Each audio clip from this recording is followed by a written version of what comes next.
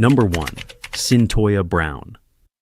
She was 16 years old, sitting in a Nashville courtroom, wearing an orange jumpsuit, her hair in braided pigtails. And she looked, by every account in that room, like she should have been heading to school. Instead, she was on trial for murder. What makes that image so haunting is not the crime itself. It's the life that led her there, and the question that would take 15 years, 2 documentaries, and a national movement to even begin answering. Was Cyntoia Brown a killer or a child the system had already abandoned? Cyntoia Denise Brown was born January 29, 1988, to a teenage mother who was already deep in addiction. Her biological mother drank heavily throughout the pregnancy and used crack cocaine in the final months, a detail that would later play a significant role in Brown's legal defense. She was given up for adoption before she turned 2 and taken in by Ellenette Brown, a teacher who by all accounts provided a stable and loving home. But by the time Cyntoia was 12, something had shifted. She started running away. She struggled in school. Mood swings came in waves, periods of lightness followed by stretches of deep, inconsolable sadness.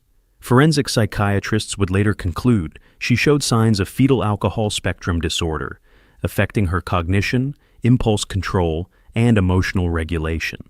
Now she cycled through juvenile facilities in Tennessee for several years. Records show she spent time at Woodland Hills Youth Development Center in Nashville after repeated incidents. Each time she was placed, she found a way out until the summer of 2004, when she ran for the last time and ended up alone on the streets of Nashville. That's where she met Garion McLaughlin. He went by the street name Cutthroat, and he was 24 years old to her 16. What began as a relationship quickly became something far darker. According to Brown's later testimony and court records, McLaughlin physically assaulted her regularly, choking her into unconsciousness, pulling a gun on her, forcing her to use drugs. He also forced her into prostitution, sending her out to bring back money. She had nowhere to go and no one to call. She was, by legal definition, a child trafficking victim, but no one called it that in 2004. August 5th, 2004. McLaughlin struck her and sent her out to make money. A 43-year-old Nashville real estate agent named Johnny Allen spotted her and offered her food and $50. He drove her to his home on the south side of the city. According to Brown, once inside, Allen's behavior unnerved her. He had guns throughout the house, kept standing over her as she tried to rest, and refused to let her leave. She grew convinced, she later said, that she was not going to make it out of that house alive. Though in the early hours of August 6th, she reached into her purse, retrieved a .40 caliber handgun she had been carrying, and fired a single shot. Johnny Allen died at the scene. Before dawn broke, Brown left with his wallet, his pants, and 2 of his firearms. She returned to the motel where she and McLaughlin were staying. Within hours, Nashville police received a 911 call. Responding officers found Allen's body, a single gunshot wound to the back of the head. By the next morning, investigators had located Allen's truck in a nearby parking lot. By August 8th, 16-year-old Cyntoia Brown was under arrest. She waived her Miranda rights and spoke freely with detectives. She told them what had happened, that she had been solicited, that she feared for her life, that she had acted in self-defense. Prosecutors saw something very different. They argued that Allen had been asleep when he was shot, that the robbery was the motive, and that Cyntoia Brown had gone to that house not as a victim, but as a predator. In 2006, Brown was tried as an adult in Davidson County, Tennessee. The defense argued she was a traumatized, trafficked child with a compromised mental state who had genuinely feared for her life. Expert witnesses testified about her fetal alcohol disorder, her abuse, and the impossible circumstances she had been placed in. The prosecution countered that the evidence, the stolen wallet, the guns she took, nay, the report she had suggested going back for more, pointed not to self-defense but to calculated robbery. After deliberating, the jury sided with the state. Cyntoia Brown was found guilty of first-degree murder, felony murder, and aggravated robbery. The sentence, life in prison, with no eligibility for parole until she had served 51 years, meaning she would be 69 years old before she could even ask for release. For years, the case smoldered. Then, in 2011, a PBS documentary called Me Facing Life: Cyntoia's Story brought it to a wider audience. The film sat in the cultural consciousness until November 2017, when Rihanna shared Brown's story on Instagram. Within days, Kim Kardashian, LeBron James, and Snoop Dogg had added their voices. The hashtag #FreeCyntoiaBrown went viral. A movement had been born. A clemency hearing followed. The Tennessee Board of Parole deadlocked. 3 different directions, no consensus.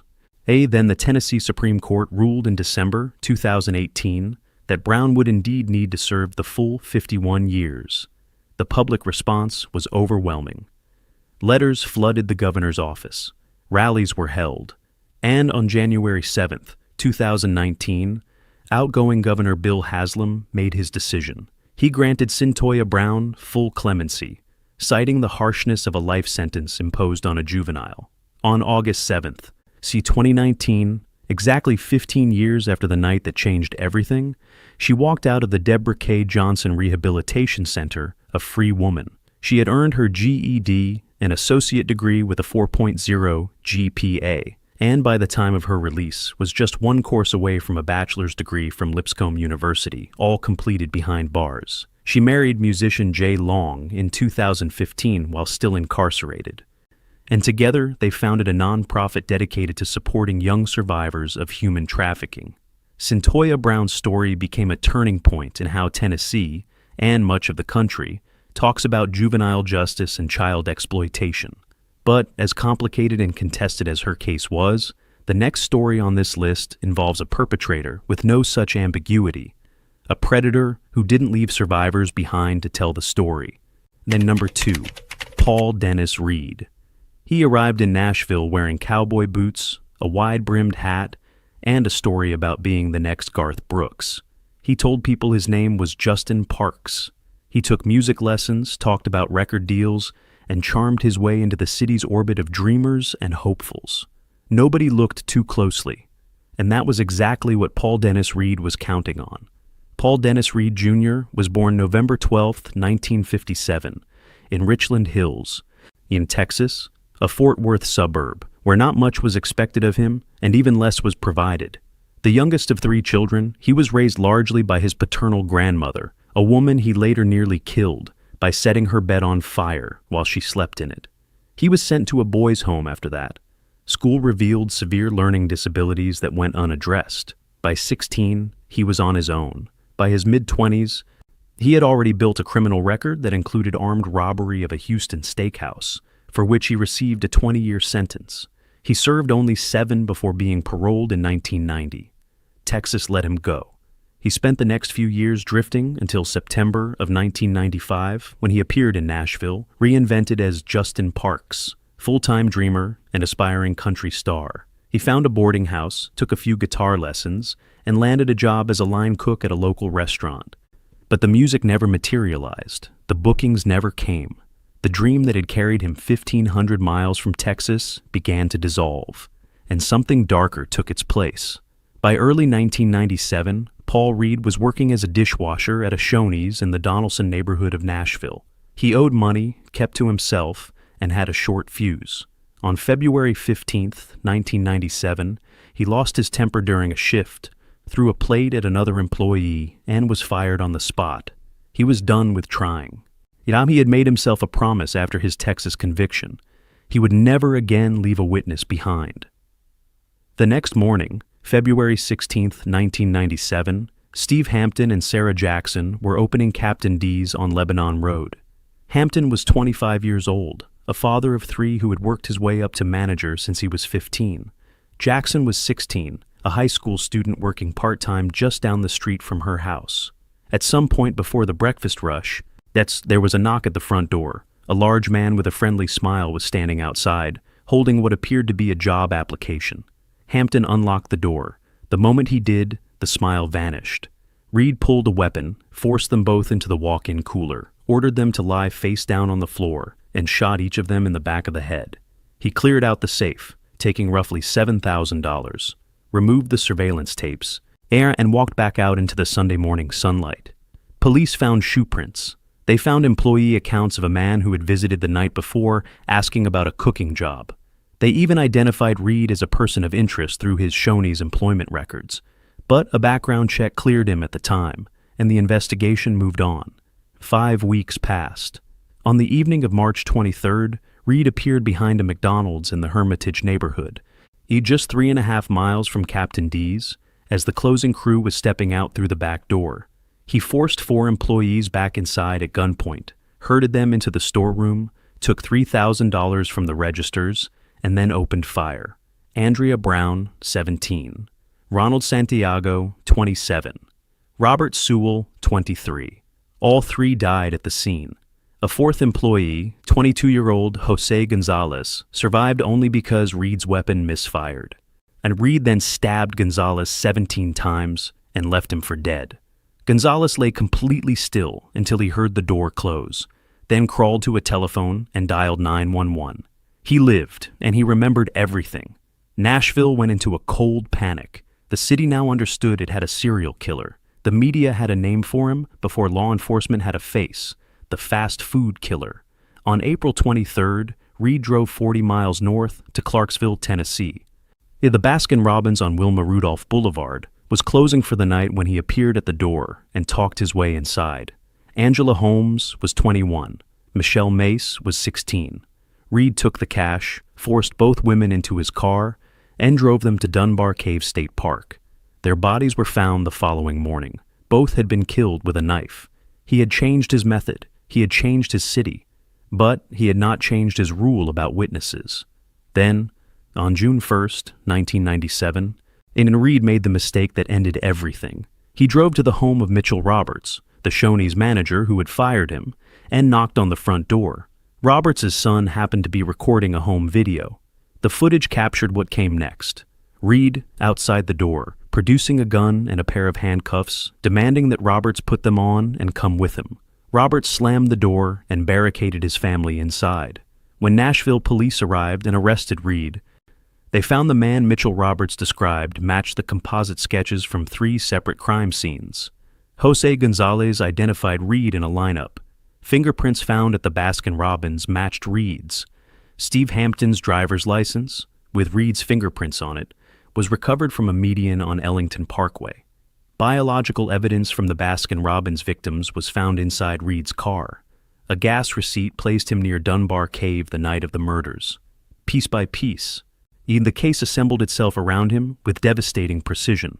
Between April 1999 and May 2000, Paul Dennis Reed faced 3 separate capital murder trials. The media coverage was so overwhelming that jurors had to be imported from East and West Tennessee. No one in Middle Tennessee could be expected to be impartial. In each trial, Reed's defense suggested mental illness and delusion. Reed himself claimed that government conspiracies were rigging the proceedings. Jurors disagreed. But he was convicted on all 7 counts of first-degree murder. Sentence after sentence was handed down, until Reed had accumulated 7 death penalties, the most ever imposed on a single person in the history of the state of Tennessee. He spent over 15 years on death row, filing and withdrawing appeals in erratic cycles. In 2003, he came within hours of execution before pulling back at the last moment. His legal maneuvering dragged the process out year after year, keeping the families of his victims in a prolonged state of uncertainty. In the end, it wasn't the state that ended Paul Dennis Reed's life. On November 1st, 2013, he died at Nashville General Hospital from complications of pneumonia, heart failure, and respiratory failure. He was 55 years old, 11 days shy of his 56th birthday. The executioner never got the chance. The 7 people he killed were young, working late shifts, saving up for school, raising children, just trying to get through the week. Their names were Sarah Jackson, Steve Hampton, Andrea Brown, Ronald Santiago, Robert Sewell, Angela Holmes, and Michelle Mace. Paul Reed spent years making sure the world remembered his name. The least we can do is remember theirs. But the next case on this list takes us even further into darkness, to a crime committed not by a drifter in the shadows, but by a teenager on a university campus who would become the youngest woman ever sentenced to die in the United States. Number 3, Krista Pike. The morning after Colleen Slemmer was murdered, Krista Pike sat down in the Job Corps cafeteria and ate breakfast. She pulled something out of her jacket pocket, set it on the tray, and told the person sitting next to her, matter-of-factly, what it was: a piece of bone, a fragment of Colleen's skull. She was 18 years old, and she was smiling. Ed Krista Gale Pike was born March 10, 1976, in Beckley, West Virginia, and almost nothing in her earliest years pointed toward stability. Her parents fought, separated, reconciled, and separated again. Her mother drank through her pregnancy, a detail that would later surface in court as evidence of possible neurological damage. As a toddler, Krista was found crawling through filth in the home, while her mother continued a chaotic lifestyle that caseworkers documented repeatedly. As the word neglect appeared in records before she could even read, sexual abuse entered her story early. Violence was not an exception in her childhood. It was the weather. By her teens, Pike had bounced through enough troubled circumstances that she eventually landed in Job Corps, a federally funded program designed to give at-risk young people vocational training, structure, and a second chance. She was sent to the Knoxville, Tennessee Center on Dale Avenue in the mid-90s. On paper, it was exactly the kind of intervention her life needed. In practice, she arrived carrying everything she had always been: volatile, jealous, and magnetic enough to draw followers. At the Job Corps Center, Pike met 17-year-old Tatteril Shipp. They became a couple quickly, and Pike's attachment to him was intense, as both shared an interest in the occult and reportedly considered themselves practitioners of Satanism, something investigators would later note when they found a satanic Bible and a makeshift altar in Shipp's room. Also at the center was a 19-year-old from Florida named Colleen Slemmer. She and Pike had a tense relationship from the start. Pike had become convinced, without clear evidence, that Slemmer was interested in Shipp and was trying to come between them. On January 11, 1995, Pike told a fellow student named Kim Elo directly that she was going to kill Colleen Slemmer. She said she just felt mean that day. Elo did not report it. The next evening, January 12th, at around 8 o'clock, Elo watched Pike, Shipp, Slemmer, and a fourth student named Shadala Peterson leave the dormitory together, walking towards 17th Street. Pike had lured Slemmer with the promise of marijuana and a video. It was a cold and rainy night in Knoxville. The group made their way down the Cumberland Avenue Strip and cut through Tyson Park onto the University of Tennessee's agricultural campus, a stretch of land that, at that hour, was completely empty. Once they were far enough from the dorms, Pike turned on Slemmer. She accused her of trying to steal Shipp. When Slemmer denied it, Pike attacked her and did not stop for the next 30 to 60 minutes. What followed was one of the most disturbing crimes in Tennessee's recorded history. If court records and the medical examiner's testimony describe wounds so numerous across Slemmer's body that the Knox County forensic pathologist eventually stopped trying to catalog every one of them individually, stating she would have needed 3 days just to document them all. A small meat cleaver and a box cutter were among the weapons used. Slemmer tried to run, multiple times. Each time she was chased down and the assault continued. Near the end, Pike slammed a large piece of asphalt into Slemmer's skull, fracturing it fatally. As Slemmer lay dying in the dirt at the base of a tree, Pike bent down and removed a fragment of her skull. She kept it in her pocket. Peterson, who had stood watch during the attack, left with Pike and Shipp. Colleen Slemmer's body was found the following morning by 2 University of Tennessee groundskeepers who initially could not determine that what they were looking at was a human being. The investigation moved fast. Police quickly noted that 4 students had signed out of the Job Corps dormitories that night, and only 3 had returned. Within 36 hours, Pike, Shipp, and Peterson were all in custody. When investigators searched Shipp's room, they found the satanic materials. When they searched Pike's belongings, they found the skull fragment. That same night, Pike had gone to Elo's room, the same friend she had told about her intentions 24 hours earlier, and described what had happened in detail. She was, by multiple accounts, cheerful. Investigators also recovered 2 of Slemmer's identification cards from a nearby Texaco station, along with a pair of black gloves Pike had used. The evidence was overwhelming, and then Pike gave a full confession. At trial, in March 1996, the prosecution laid out the confession, the physical evidence, and even the testimony of multiple witnesses, and the medical examiner's findings. The defense centered on mental illness, arguing that Pike suffered from borderline personality disorder, that she had lost control, and that her deeply traumatic childhood should factor into any sentence. The jury deliberated for only a few hours. On March 22, 1996, Krista Gale Pike was found guilty of first-degree murder and conspiracy to commit murder. 8 days later, on March 30th, then the sentence came down death by electrocution, plus 25 years for the conspiracy charge. At 18 years old, she became the youngest woman in the United States to be sentenced to death in the post-Furman era, meaning the modern period of capital punishment, following the Supreme Court's 1972 reinstatement of the death penalty. Tatterall Shipp was tried separately in 1997. But because he had been 17 at the time of the murder, 1 year younger than Pike, he was ineligible for the death penalty under federal law. He received a life sentence with the possibility of parole, plus 25 consecutive years for conspiracy. He was denied parole in October 2025, with his case deferred until 2031. Shadala Peterson, who cooperated with prosecutors, received probation. Pike has spent nearly 3 decades on death row at the Tennessee Prison for Women. Her legal journey has been relentless. She launched appeals, withdrew them, relaunched them, and fought her sentence through every available channel. In 2012, she attempted to manipulate a civilian visitor into helping her escape, resulting in an additional 25-year sentence for solicitation of murder and attempted escape. Courts have rejected her claims of ineffective counsel, unconstitutional sentencing, and medical concerns about the execution method. In January 2025, she filed suit arguing that lethal injection would violate her rights given a medical condition she claims causes excessive blood clotting. That lawsuit remains pending. In October 2025, the Tennessee Supreme Court set an execution date, September 30th, 2026. If it proceeds, Krista Pike will be the first woman executed in Tennessee since 1819, more than 200 years. Colleen Slemmer's mother, Mae Martinez, has spent 3 decades fighting to have her daughter's remains returned and her killer brought to justice. As of this recording, one bone fragment, the piece Pike removed that night, has never been returned.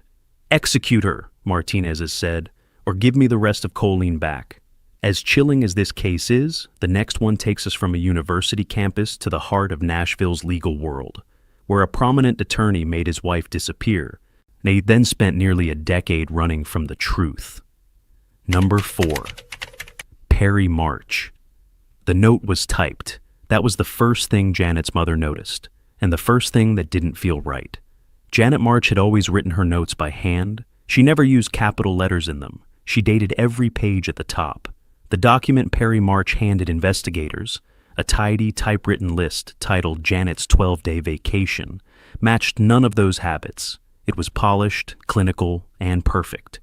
And it was almost certainly written by the man who had just made his wife disappear. Perry Avram March was born to be impressive. He was articulate, ambitious, and the kind of man who moved through elite spaces with total ease. He grew up in modest circumstances, but clawed his way into the upper register of Nashville society through sheer determination and intelligence. Then he met Janet Levine while both were students at the University of Michigan.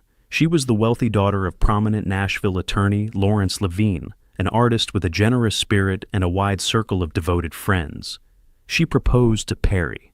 They married in June of 1987, moved back to Nashville, where Perry enrolled at Vanderbilt University School of Law, and built what appeared to be an enviable life. Perry worked in tax and corporate law. Janet illustrated children's books. He designed furniture and was raising 2 young children, Samson and Zipporah, in a newly renovated house in the affluent Forest Hills neighborhood. But behind the polished surface, the marriage was fracturing. By the summer of 1996, records indicate Janet had quietly made an appointment with a divorce attorney. That appointment was scheduled for August 16, 1996. She never kept it. On the night of August 15, 1996, contractors finished up renovation work at the March home in Forest Hills. Yet Janet was seen alive and well by both of them as they let themselves out. Those 2 men would be among the last people outside the family to see her. What happened after they left has never been fully established in a court of law, but Perry March's own father would later confirm under oath that his son killed Janet that night.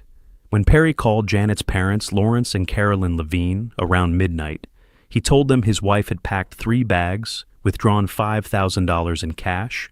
He'd taken her passport and left on an unplanned vacation because of marital difficulties. The Levines were confused but not immediately alarmed. Janet could be spontaneous. But when Janet missed her son, Sammy's 6th birthday on August 25th without a single phone call, the alarm bells rang. Perry waited until August 29th, 2 full weeks after Janet disappeared, to file a missing persons report. Within days, the investigation produced glaring inconsistencies. As Janet's credit cards had gone completely dark, no calls to friends, no hotel check-ins, no trace of activity anywhere.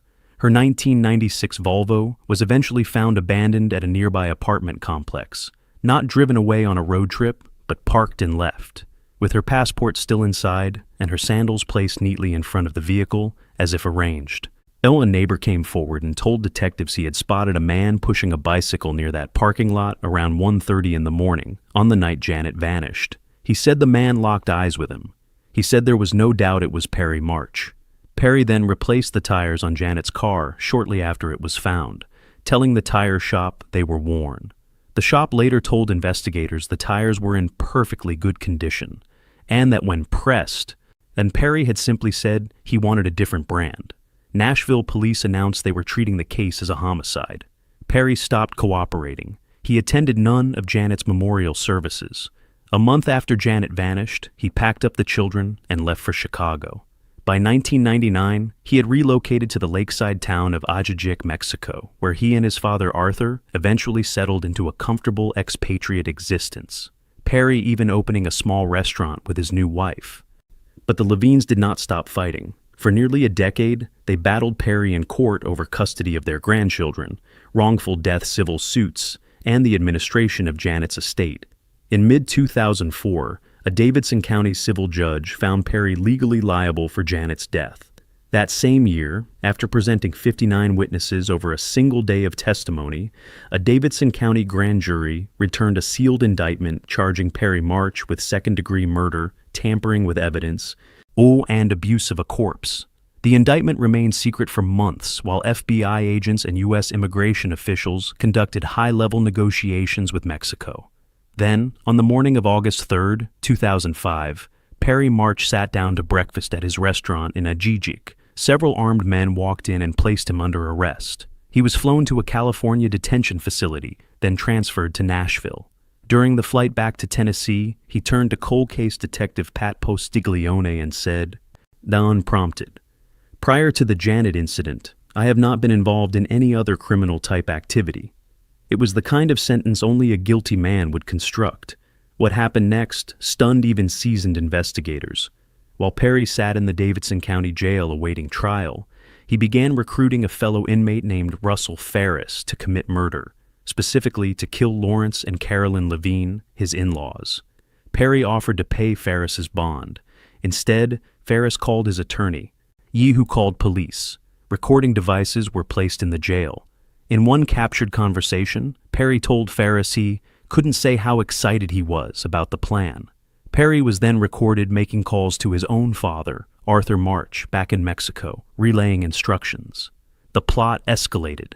At one point, an FBI agent intercepted Arthur March at the Guadalajara airport as he arrived to meet a hitman who had, by then, already been detained by Mexican immigration authorities.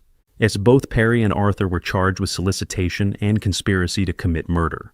Arthur, facing extradition, eventually agreed to cooperate with prosecutors in exchange for a reduced sentence. In a pre-trial deposition, he confirmed that Perry had killed Janet on the night of August 15, 1996, and that he had personally helped his son move her body, wrapping it first in a garbage bag, transporting it to Kentucky for disposal. He could not, however, recall the exact location.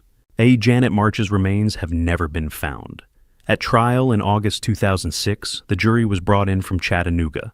The media saturation in Nashville made local selection impossible. The case was built almost entirely on circumstantial evidence and witness testimony, including Arthur March's deposition played on video, the jailhouse recordings, and testimony from a Mexican attorney who recalled Perry saying, during a business dispute in 2001, that he would do away with his adversaries the same way he had done with his wife. The defense attacked the credibility of every witness, But after a week of testimony, the jury returned guilty verdicts on all charges: second-degree murder, tampering with evidence, and abuse of a corpse. Perry March was sentenced to 56 years in prison. The conviction came almost exactly 10 years and 2 days after Janet was killed. Arthur March pled guilty to federal charges and received a 5-year sentence. He died in federal prison. Perry March remains incarcerated today, his location undisclosed. And somewhere, Janet March is still out there, unfound, unreturned to the family that never stopped looking for her. Janet March's story is a case of a woman robbed of everything: her life, her children, even her burial. The next case on this list involves a different kind of disappearance. A young woman taken from her front yard in broad daylight, in a rural Tennessee community that would never be the same again. Number 5, Holly Bobo. At 4:30 in the morning, Holly Bobo's alarm clock went off. She had an early class. She was 20 years old, a second-year nursing student at the University of Tennessee at Martin, and by every account from everyone who knew her, shy, devoted, kind. The kind of person who became a nurse because she genuinely wanted to take care of people. She made breakfast that morning, got ready, and stepped outside. She never made it to her car. Holly Lynn Bobo grew up in Darden, a small rural community in Decatur County, Tennessee. A place where people leave their doors unlocked and know their neighbors by name. Her parents, Dana and Karen, raised her and her older brother Clint in a modest home surrounded by woods and farmland. The kind of Tennessee landscape that stretches for miles without a stoplight. Holly was described by everyone who knew her as quiet and gentle, someone who kept a small circle but loved fiercely within it. She was the cousin of country singer Whitney Duncan. She had plans. She was in her second year of nursing school. She had a life mapped out in front of her. April 13th, 2011 began like any ordinary Wednesday in Darden. Then Karen Bobo had already left for her job as a school teacher. She taught 4th grade at a local elementary school. Holly was getting ready to head to class. Clint, then 25 and working toward his own degree in social work, was also home that morning. Around 7:30, a neighbor called Karen at work, saying she thought she had heard a scream from the direction of the Bobo property. Karen called Clint. Clint went outside and looked toward the tree line. That's what he saw has stayed with him ever since. He spotted his younger sister walking with a man at the edge of the woods. A man Clint did not recognize, wearing camouflage. The way he later described it, it did not look like Holly was in distress. But something told him it was wrong. He told investigators he thought it might be Holly's boyfriend. He went back inside. By the time he processed what he had seen and went back out, Holly was gone. The man in camouflage was gone. But the tree line was empty. Holly Bobo simply was not there anymore.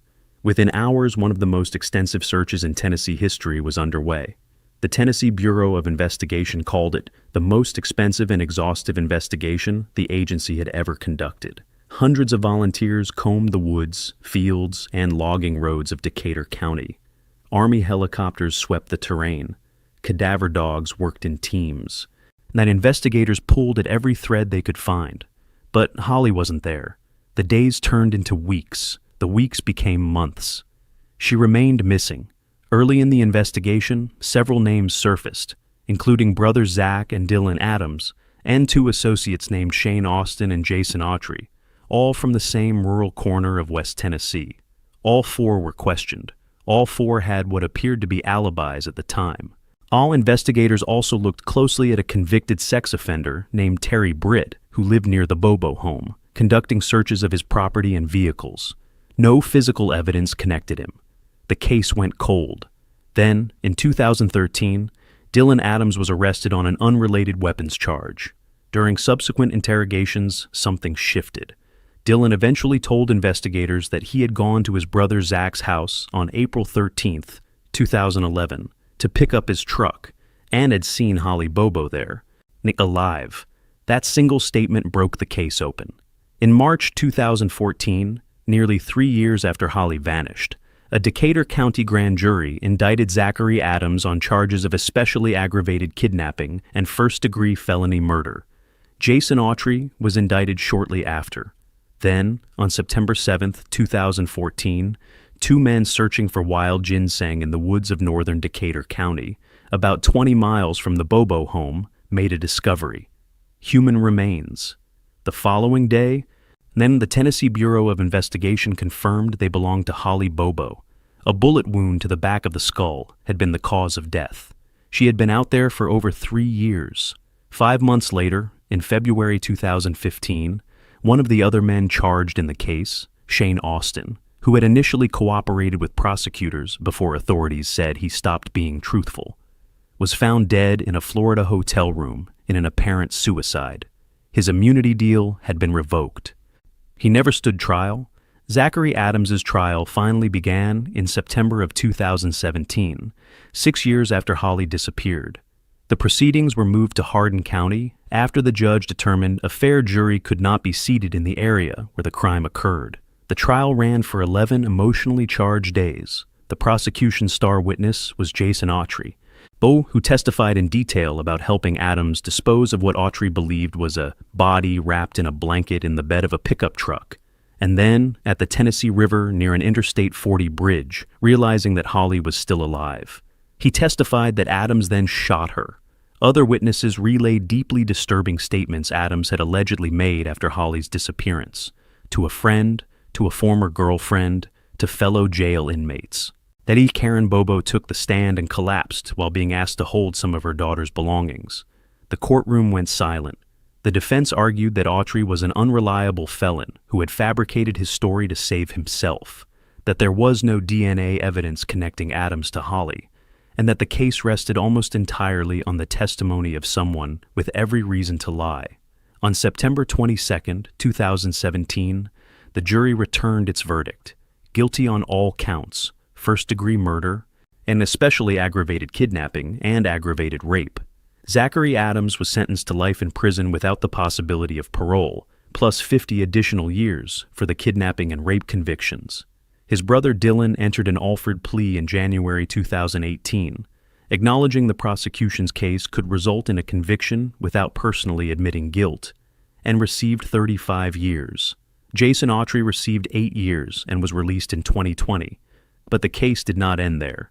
And after his release, Autry recanted his entire trial testimony, claiming he had fabricated key details under pressure from his attorney, who warned him conviction was nearly certain.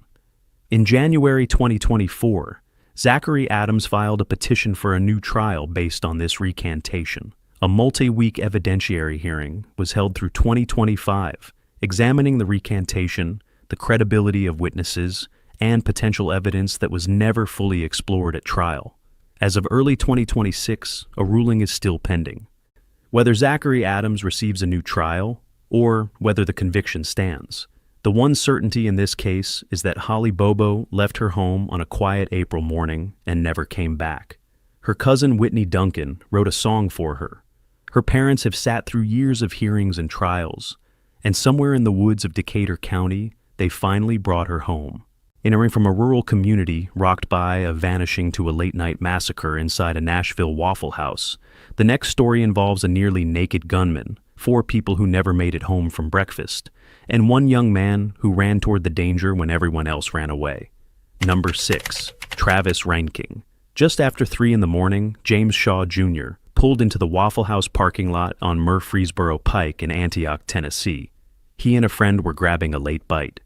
As they walked toward the entrance, Shaw noticed something unusual. A man sitting alone in a tan Chevy truck in the parking lot, in the dark, not moving. He couldn't explain it, but he told the court years later, "The energy wasn't right. I could just feel it." They went inside anyway. Within minutes, James Shaw Jr. would either die in that restaurant or become one of the most celebrated strangers in the history of Nashville. Travis Ranking was born in 1989 and grew up in Morton, Illinois, a small town in central Illinois. By all outward appearances, he had a stable upbringing, family, steady employment, no violent criminal history. He worked as a crane operator and was considered capable and dependable on job sites. But in the years leading up to 2018, those closest to him began noticing something deeply wrong. His thinking had begun to fracture. He believed he was being stalked. He believed his computer, his phone, and his identity had been hacked. He wrote letters, one to Taylor Swift, one to Oprah Winfrey, describing the conspiracies he believed were targeting him. In July 2017, he appeared at a restricted area near the White House, and was arrested after refusing to leave, telling Secret Service agents he was a citizen of the Taylor Swift Nation and needed to speak with the president. He was briefly committed and evaluated. Illinois State Police revoked his firearm owner identification card and confiscated his weapons, 4 of them, including an AR-15. But there was a fatal gap in the system. The law only required that Ranking surrender his weapons to someone with a valid identification. He handed them to his father, Jeffrey Ranking. His father, despite everything he had witnessed in his son's deteriorating mental state, returned every single one of those weapons to Travis less than a year later. The guns were back in his hands by early 2018. In the weeks before April 22nd, Ranking's delusions had accelerated beyond anything his family or neighbors had seen. He believed someone had broken into his apartment and assaulted him while he slept. He believed CIA agents were following him. He stole a BMW from a Brentwood dealership. The car was recovered and towed by police the day before the shooting. According to testimony at his trial, Ranking later told a psychologist that the towing of the BMW was the final provocation, that police taking his car was a form of punishment he could not tolerate. He wrote that, "This time, I would have to take something they couldn't take back." That night, he drove to a Nashville armory and purchased 3 30-round magazines for his AR-15. Just after 3 in the morning, on April 22, 2018, he parked his truck in the Waffle House lot in Antioch. He was wearing nothing but a green jacket, and he sat in that truck for approximately 4 minutes. Then he stepped out. What followed lasted 42 seconds.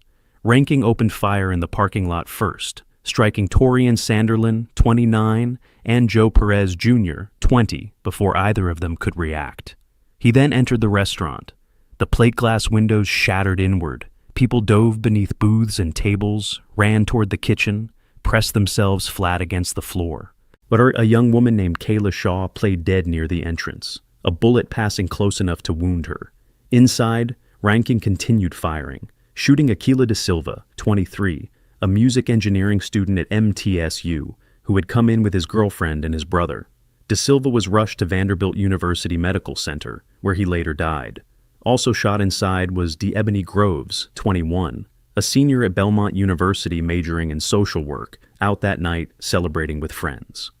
She died at the scene. He discharged his weapon 30 times in total, 15 rounds outside, 15 inside. His jacket still held 60 unused rounds. That is when James Shaw Jr. moved. Shaw had sprinted to the bathroom corridor near the entrance when the shooting began, a bullet grazing his elbow. He crouched there, watching, calculating. When he saw Ranking lower the rifle, either to reload or because of a malfunction, something locked into place. And he told the court, "There was a voice that told me to do it, and do it now." Shaw lunged from the hallway, grabbed the barrel of the AR-15 with his bare hands, burning his palms on the heated metal, and yanked with everything he had. The 2 men struggled. Shaw wrenched the weapon free and threw it over the counter. Then he physically shoved Travis Ranking out the front door of the restaurant. Ranking fled on foot into the darkness, completely naked. He had shed the jacket in the struggle. Now he was gone. Police arrived within minutes. 4 people were dead. 4 more were injured. And the man responsible had disappeared into suburban Nashville carrying nothing. The Tennessee Bureau of Investigation added him to its most wanted list. A 34-hour manhunt followed, with warnings broadcast that Ranking was potentially armed with 2 additional weapons and should be considered extremely dangerous. On April 23rd, the day after the shooting, a construction worker spotted a man entering a wooded area near the Waffle House. Police converged on the location and took Travis Ranking into custody. He was dressed. He was carrying a backpack containing water, sunscreen, a pistol, ammunition, a Bible, and several silver bars. He asked to speak with an attorney. In the months after his arrest, a mental competency evaluation found Ranking unfit to stand trial due to severe schizophrenia, and he was committed to a psychiatric facility for treatment. By October 2018, a judge determined he had been sufficiently restored to competency. Prosecutors announced in January 2020 they would not seek the death penalty. His trial finally began January 31st, 2022, nearly 4 years after the shooting. Ranking pleaded not guilty by reason of insanity, R, with the defense presenting two forensic psychologists who testified that Reinking had been in the grip of a severe schizophrenic episode and genuinely believed he was acting on a command from God. The prosecution countered methodically, pointing to the fact that Reinking had purchased ammunition in the days before the shooting, driven deliberately to a specific location, chosen the pre-dawn hours when the restaurant would be less crowded, and had asked for an attorney upon arrest. They argued each of those choices demonstrated a man who understood what he was doing and why.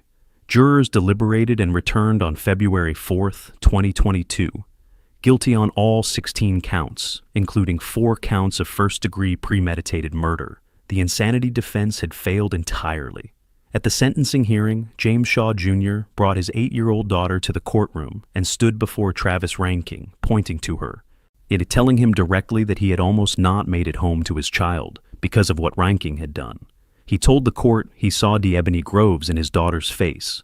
Judge Mark Fishburne sentenced Reinking to multiple consecutive life sentences without the possibility of parole, each murder stacked on top of the last.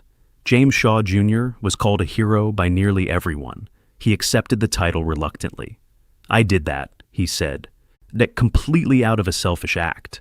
He raised over $100,000 for the victims' families in the weeks after the shooting. In 2018, Chadwick Boseman handed him the BET Hero Award on live television, stepping aside from his own win to put the spotlight where he believed it belonged. Jeffrey Reinking, Travis's father, who returned the guns, was convicted in May 2022 of unlawfully delivering a firearm and sentenced to 18 months in prison. The 4 people killed that night were Torian Sanderlin, Joe Perez Jr., Aquila Da Silva, and D'Ebony Groves. They were between 20 and 29 years old. They were out late, eating breakfast, living their lives. They didn't know Travis Reinking. They had nothing to do with whatever war was unfolding inside his mind. And that, in the end, is what made that parking lot on Murfreesboro Pike so terrifying. Not just what happened there, but how random and how preventable it truly was. The next case takes us from a chaotic pre-dawn shooting to something arguably more disturbing. A man who live-streamed his own killing spree across Memphis in broad daylight, as thousands watched in real time. Number 7. Ezekiel Kelly. The dinner had been casual. A group of friends gathered at a house in the Raleigh neighborhood of Memphis, eating chicken from a food truck business one of them was building. 19-year-old Ezekiel Kelly was among them. Yet witnesses later told police that at some point during the evening, Kelly made a comment, almost offhand, about killing someone. He said, "Watch this." Nobody moved, nobody left. It was the kind of remark that gets dismissed in the moment, until the moment passes and you realize it wasn't a remark at all. It was a warning. Ezekiel Kelly was born October 14, 2002, and grew up in the Raleigh neighborhood on the north side of Memphis, a community that youth advocates who knew him described as one that offered very little in the way of structure or opportunity for the young people who grew up there. He dropped out of school early and spent his adolescence cycling through the juvenile system.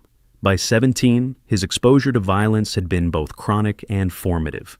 In February 2020, he was charged as an adult with criminal attempted first-degree murder, a reckless endangerment, and using a firearm to commit a dangerous felony in connection with a Memphis shooting in which 2 people were wounded. Those were serious charges. Charges that, had they held, would have meant years behind bars. Instead, Kelly negotiated a plea to the reduced charge of aggravated assault. In April 2021, he was sentenced to 3 years in prison. He served 11 months. On March 16, 2022, accounting for time already served awaiting trial, Ezekiel Kelly was released. As he was 19 years old, still on the street in Memphis, and still carrying everything that had brought him to that plea agreement in the first place. Less than 6 months later, he made the entire country watch. The night of September 6th into the early morning of September 7th, 2022, Kelly was at that gathering in Raleigh. At approximately 12:56 in the morning, he pulled 24-year-old Dwayne Tunstall aside from the group. And Tunstall, a young father described by those who loved him as someone who pushed all his friends towards something better, who had dreams in music and was building a food truck business, was shot once in the head in the driveway. 3 witnesses were present. They identified Kelly from a photo lineup without hesitation. Kelly drove away into the early morning dark of Memphis and did not stop. For the next 16 hours, the city of Memphis became something no American city had been in quite this way before. A real-time crime scene, unfolding not just on police scanners and news alerts, but on a phone screen in full color, narrated by the man committing the crimes. At 4:38 that afternoon, a 62-year-old man named Richard Clark was sitting in his car at a gas station on South Parkway East. Their surveillance footage captured what happened next, with brutal clarity. A gray sedan pulled alongside Clark's vehicle, windows down, and multiple shots were fired through the driver's side window. Clark was pronounced dead at the scene. Kelly drove away. Less than 2 minutes later, a woman was shot in the leg at the intersection of Norris Road and Interstate 240. She had been sitting in her car with her father, who was fixing a flat tire, when Kelly pulled up. They asked her for directions to Whitehaven and opened fire after she answered. She survived. Then, somewhere around that stretch of Norris Road heading eastbound, Ezekiel Kelly picked up his phone and went live on Facebook. What followed was viewed by thousands of people in real time before the platform could remove it. In the video, Kelly rambled about being a hitman, confessed to killing Tunstall, mocked the victim by name, talked about being high, and described plans to continue until police killed him in a final confrontation. He was driving between crime scenes, narrating his own rampage, visible foam at the corners of his mouth. At 5:50 in the afternoon, he pulled into an AutoZone on Jackson Avenue, walked inside, and shot a man in the chest while the camera was still running. He walked back out of the store, shouting about what he had just done. Then, he ended the stream. By 6 o'clock, the city of Memphis had received the tip it needed. Kelly's own mother and sister called police to report that they had seen their son and brother on Facebook Live threatening to harm civilians. A shelter-in-place order went out across Memphis. The Memphis Area Transit Authority suspended all bus and trolley service. The University of Memphis locked its gates. AutoZone Park downtown evacuated thousands of fans mid-game as the minor league Memphis Redbirds halted play. The entire city had gone into lockdown. The rampage was not over. At 7:21 that evening on Poplar Avenue near North Evergreen, Kelly approached a gray Toyota SUV stopped in traffic. 38-year-old Allison Parker was inside, a mother of 3 who worked as a medical assistant at a clinic just across the state line in West Memphis, Arkansas. Her daughter was with her and tried to get out of the car to help her mother escape. Kelly entered the vehicle through the passenger side and shot Allison Parker. She died. He took her SUV and fled west. On Poplar Avenue, he also shot a man in the arm and fired through the pants leg of a nearby bystander. He kept moving. Kelly crossed the state line into South Haven, Mississippi, where he committed another carjacking at gunpoint, this time leaving the driver unharmed. Memphis police spotted the stolen Dodge Challenger he was now driving on Interstate 55. Then a high-speed pursuit followed. Kelly crashed the vehicle and was taken into custody without further violence. 2 firearms were recovered from the car. The rampage had spanned 7 shooting scenes, at least 2 carjackings, multiple neighborhoods, and more than 1 state, beginning before 1 in the morning and ending just before 9 at night. 3 people were dead from Kelly's hand: Dwayne Tunstall, Richard Clark, and Allison Parker. 3 more had been shot and wounded. A 4th victim, a young woman initially identified as a fatality, was later confirmed by police to have been killed by a different suspect entirely on that same day. A separate, unrelated tragedy in the same city on the same night. In the aftermath, the city erupted. Memphis Mayor Jim Strickland stood before cameras, pounding the podium. If Mr. Kelly served his full 3-year sentence, he said, he would still be in prison today. 8 and 4 of our fellow citizens would still be alive. The Shelby County District Attorney, newly elected, stood beside him and called for a broader approach to crime and rehabilitation. The exchange was raw, public, and captured the exact fault line that the Kelly case had cracked open. What does accountability look like, and who is responsible when it fails? Prosecutors announced in March 2023 that they would seek the death penalty if Kelly was convicted at trial. His trial was delayed multiple times as defense attorneys cited the extraordinary scope of the case.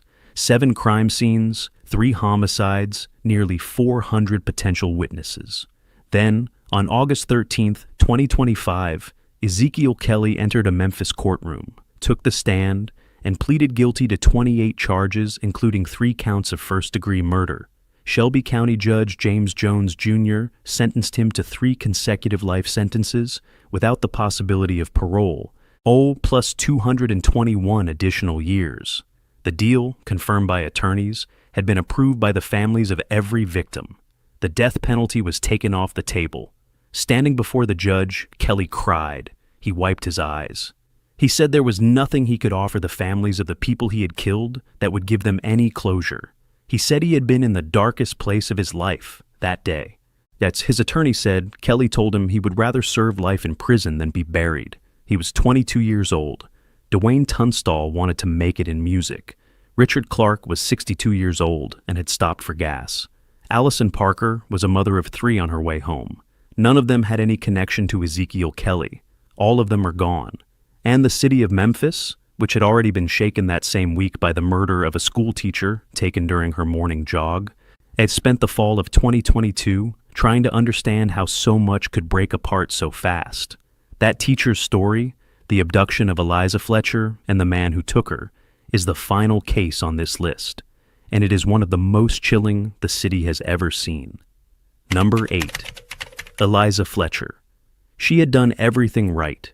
She had mapped her route, laced up her shoes in the dark, and stepped outside before the city woke up, the way she did every morning, the way dedicated runners do when they carve out their miles before the rest of the world begins to move.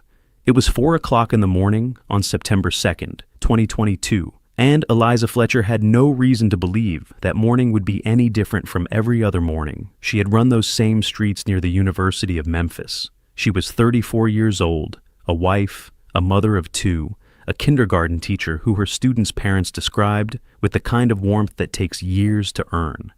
She was, by every account, exactly the person everyone around her believed her to be. And she was running alone in the dark when a man decided to take her life. Eliza Fletcher was born into one of Memphis's most prominent families, the granddaughter of Joseph Hyde, the billionaire founder of AutoZone, one of the largest automotive retail chains in the country. She had grown up surrounded by wealth and opportunity, but those who knew her said it never defined how she moved through the world. That she attended St. Mary's Episcopal School as a child, and eventually came back to that same institution as a kindergarten teacher because teaching young children was what she wanted to do.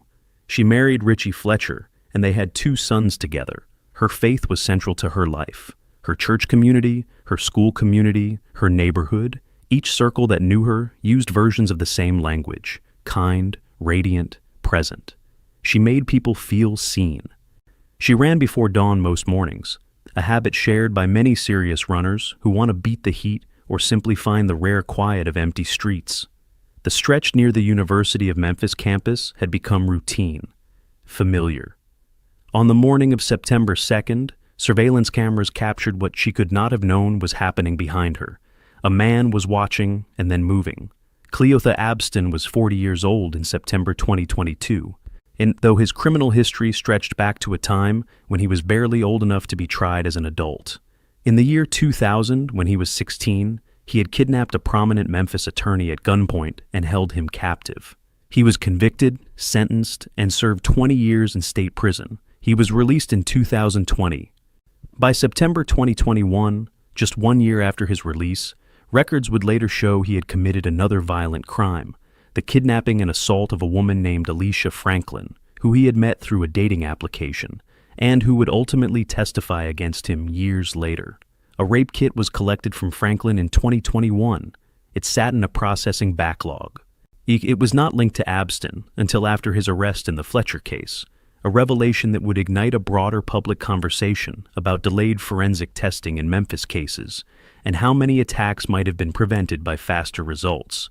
Shortly before 4 a.m. on September 2nd, 2022, surveillance footage captured Cleotha Abston chasing Eliza Fletcher on foot near the University of Memphis campus. After a struggle, he forced her into the passenger seat of a black SUV registered to a family member. The vehicle sat parked for approximately 4 minutes. Then it drove away. When Eliza Fletcher did not return home from her run, her husband called the police. Within hours, a cyclist found her cell phone lying in the street, along with a pair of sandals, placed near the spot where she had last been seen. Investigators responded quickly and with focus. Forensic technicians processed the sandals. And within 24 hours of the abduction, police had a DNA match. The profile returned in the database belonged to Cleotha Abston, a man already in the system from his prior conviction. Officers located the black SUV near his residence that same day. When they moved in to arrest him, he attempted to flee. He was taken into custody. From the moment of Eliza Fletcher's disappearance to the arrest of her abductor, less than 36 hours. But Eliza Fletcher had not been found. Memphis held a collective breath for 3 days. Search teams covered the city. Thousands followed updates in real time on social media and local news. Then, on September 5th, investigators located her body behind a vacant duplex in South Memphis, about 20 minutes from the spot where she had been forced into the SUV. The autopsy revealed she had died from a gunshot wound to the back of the head. There were also injuries to her leg and fractures to her jaw. She had not died quickly or easily. The medical examiner's findings were among the most devastating details of an already devastating case. The city of Memphis, already shaken that same week by the Ezekiel Kelly shooting rampage, processed a second shock on top of the first. The fact that both cases converged on the same few days in September 2022 produced a kind of civic grief that residents and city leaders described as something they had never experienced before. Vigils were held. 8 runners across Memphis and in cities nationwide organized pre-dawn runs in Eliza's honor, a tradition that continued on the anniversary of her death the following year and beyond. Cleotha Abston was charged with first-degree murder, especially aggravated kidnapping, tampering with evidence, and unlawful possession of a firearm. Prosecutors announced they would seek the death penalty if he was convicted at trial. Before the Fletcher case even went to trial, and Abston faced justice in the 2021 Franklin case. In April 2024, a jury found him guilty of aggravated rape, aggravated kidnapping, and weapons charges. In May 2024, he was sentenced to 80 years in prison for those convictions, 40 years for the rape, 20 for the kidnapping, and 20 for the gun charge, all running consecutively.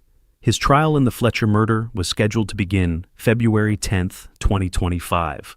But on October 28, 2024, Abston appeared in Shelby County Court and changed course. He pleaded guilty to first-degree murder, especially aggravated kidnapping, and tampering with evidence in Eliza Fletcher's death. Shelby County Judge James Jones, Jr. sentenced him to life in prison without the possibility of parole for the murder, and 40 additional years for the kidnapping, all to run concurrently, stacked on top of the 80 years already handed down in the Franklin case. Our prosecutors had negotiated the plea with the full support of the Fletcher family, who had communicated their desire for finality over the prolonged uncertainty of a capital trial. By accepting the deal, Abston also surrendered his right to any future appeals. District Attorney Steve Mulroy read the Fletcher family's statement aloud in open court. It was directed at Abston, that they had no idea what had happened in his life to make him the person he had become, but that nothing excused it or explained it. That he had changed their lives irreparably, that Eliza had not done anything to deserve what happened to her, that she would have been, the family said, among the first to help anyone who needed it. Abston did not respond publicly. His attorney told reporters that his client had accepted the deal because life in prison was preferable to execution. He will die behind bars. His sentence in the Franklin case runs consecutive to his sentence in the Fletcher case, meaning he will never again be a free man under any legal circumstance. Every year since 2022, runners in Memphis have gathered before dawn on the anniversary of Eliza Fletcher's abduction and run the route she loved. They finished the miles she didn't get to finish. Her family has said that she meant so much to so many, that her smile radiated something real, that she would have been the first to help anyone who needed it. These are not the words people use to describe a symbol. They're the words you use for someone you actually knew and actually miss and cannot stop thinking about. Number 10. Byron Lewis Black. On the last night of her life, Angela Clay finished her Sunday shift at Vanderbilt University Medical Center, where she worked as a lab technician, and walked out to find her boyfriend waiting in the parking lot to give her a ride home. It was late, around 10 o'clock in the evening on March 27, 1988.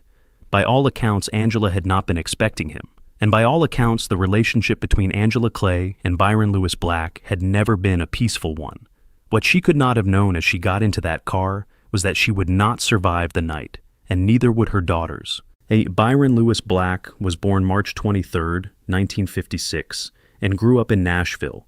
He did not come from the kind of background that offered much in the way of stability or direction, and by adulthood, he had built a record that spoke to a pattern of volatility and violence. His relationship with Angela Clay carried those same qualities from early on.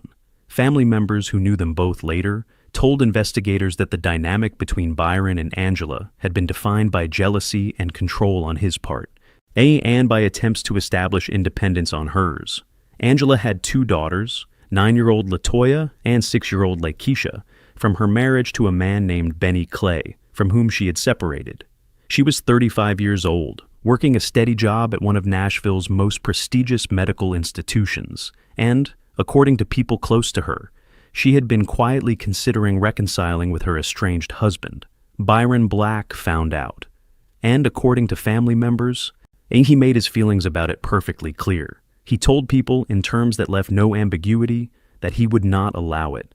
He referenced a specific act of violence, a phrase investigators later documented as a threat to pull a Sterling Gray, alluding to a local case in which a man had killed a woman who tried to leave him. Black had also demonstrated more than once that his threats were not empty. In December of 1986, roughly 15 months before the murders, he had gotten into a confrontation with Benny Clay and shot him in the shoulder. Benny survived. Black was convicted of a felony for that shooting and sentenced to 2 years at the Metro Workhouse, a Nashville jail facility, with work release privileges that allowed him to leave on weekends. He was out on one of those weekend furloughs on the night he picked Angela up from Vanderbilt. In the early morning hours of March 28th, May 1988, inside the Clay family apartment at 1101 Wade Avenue in South Nashville, Byron Black shot Angela Clay once in the head while she lay in her bed. She died within minutes. Her daughter LaToya, 9 years old, was also shot in the master bedroom. 6-year-old Lakeisha was found shot in another part of the apartment. All three had been killed with a firearm. There were no signs of forced entry. And Black had been inside that home before. Court records showed he had previously kicked in the front door during an earlier dispute, and investigators had no difficulty establishing that he had been present that night. He returned to the workhouse after the furlough. The following day, a neighbor discovered the bodies. The investigation moved with speed and purpose. The evidence against Black was substantial from the start. 3 separate people he had worked with and lived around would eventually testify in court that he had made explicit prior threats to kill Angela and her daughters. The history of domestic violence, the prior shooting of Benny Clay, the life insurance policy questions, the timeline of his furlough. Everything pointed in one direction. On March 28, 1989, exactly 1 year after the murders, a Davidson County jury convicted Byron Lewis Black on all 3 counts of first-degree murder. The jury sentenced him to death for the murder of 6-year-old Lakeisha Clay, the youngest victim, and to 2 consecutive life sentences for the murders of Angela and LaToya. He maintained his innocence from the moment of his arrest through every subsequent hearing, appeal, and courtroom appearance over the next 36 years. What followed was one of the longest legal journeys in Tennessee death row history. Black filed appeals and post-conviction petitions throughout the 1990s and 2000s. At each one rejected, his attorneys argued ineffective counsel. They challenged the jury instructions. They raised constitutional questions about proportionality. Every avenue was closed. Then, in 2020, a new and more consequential argument emerged. Black's defense team argued that he had an intellectual disability, a condition that, under a 2002 Supreme Court ruling in Atkins v. Virginia, categorically bars a person from being executed. Multiple psychologists were brought in to evaluate him. Well, the results were disputed. One district attorney in Nashville, Glenn Funk, actually filed a petition in 2022 conceding that Black was intellectually disabled and should be removed from death row, an extraordinary and nearly unprecedented move by a prosecutor. But courts ultimately rejected that concession as not legally binding, and Black remained on death row. By 2025, Black was 69 years old. Court filings described him as a frail, wheelchair-bound man suffering from dementia. brain damage, kidney disease, and congestive heart failure. He had been implanted with an internal cardioverter defibrillator, a device designed to detect dangerous heart rhythms and deliver an electric shock to restore normal function. His attorneys argued that this device created a unique and serious risk. As lethal injection drugs stopped his heart, the defibrillator would detect the cardiac event and attempt to shock him back to life, potentially multiple times, creating a prolonged and torturous death in violation of the Eighth Amendment's prohibition on cruel and unusual punishment. A Davidson County Chancery Court judge agreed with that specific argument and ruled in July 2025 that the state must deactivate the device before proceeding. But the Tennessee Attorney General's office appealed to the state Supreme Court, which reversed the ruling. A Nashville hospital that had briefly been identified as a potential location for deactivating the device issued a statement, clarifying it had never agreed to participate and had no role in state executions. On the eve of the execution, the United States Supreme Court declined to intervene. Governor Bill Lee rejected a clemency petition. The execution was cleared to proceed.